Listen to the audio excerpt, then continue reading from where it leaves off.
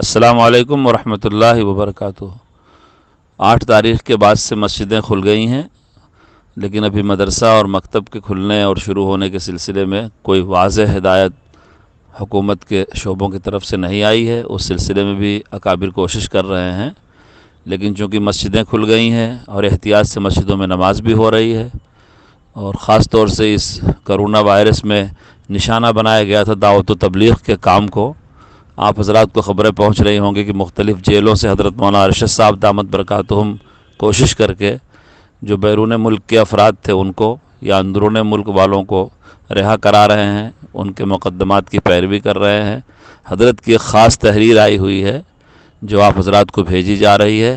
جتنے بھی مدرسوں سے تعلق رکھنے والے، اکابر سے تعلق رکھنے والے، دعوت و تبلیغ سے تعلق رکھنے والے ہیں، ان سب کے توجہ کی یہ تحریر ہے۔ اسے خوب غور سے پڑھ کر کے اور جتنا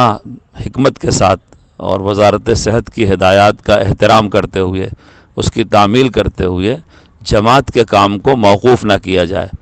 چاہے گھروں میں بیٹھ کے تعلیم ہو، کسی کے بیٹھکے میں ہو، مسجد کے باہر والے حصے میں ہو، چاہے 3 آدمی ہی مشورے میں بیٹھیں، لیکن جتنے امور دعوت و تبلیغ کے ہیں 6 نمبر کے مشورے کے سب اس میں تذکرہ کیا گیا ہے، اس پورے کو فعال کرنے کے لیے کوشش کرنا آپ سارے حضرات کا فرض منصبی ہے۔ خاص طور سے جو ائمہ علماء ذمہ داران دعوت و تبلیغ کے اہل مشورہ عمرہ جو جس طرح سے بھی اس دین کے کام سے محبت رکھتے ہیں، وہ پوری حکمت عملی کے ساتھ کام کرنے پر پوری توجہ دیں۔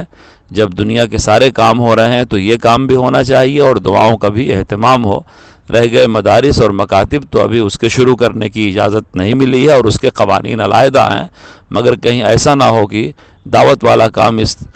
درمیانی وقفے میں تعطل کا شکار ہو جائے اور جماعت میں لگے ہوئے ساتھیوں کے حوصلے ٹوٹ جائیں اور ان کی آپسی جو ملاقاتیں اور تنظیم ہے، جو ایک دوسرے کا آپس میں ارتباط ہے، کہیں اس تعطل کی وجہ سے وہ تعطل کا شکار نہ ہو جائے، وہ موقوف نہ ہو جائے۔ اس لیے حضرت والا نے تحریر بھیجی ہے، اس کو خوب پھیلانے کی ضرورت ہے، اس پر عمل کرنے کی ضرورت ہے، اور جو لوگ بھی پورے عالم میں اور خاص طور سے ہمارے ملک میں اس کام سے جڑے ہوئے ہیں ان کا بھرپور تعاون کرنے کی ضرورت ہے۔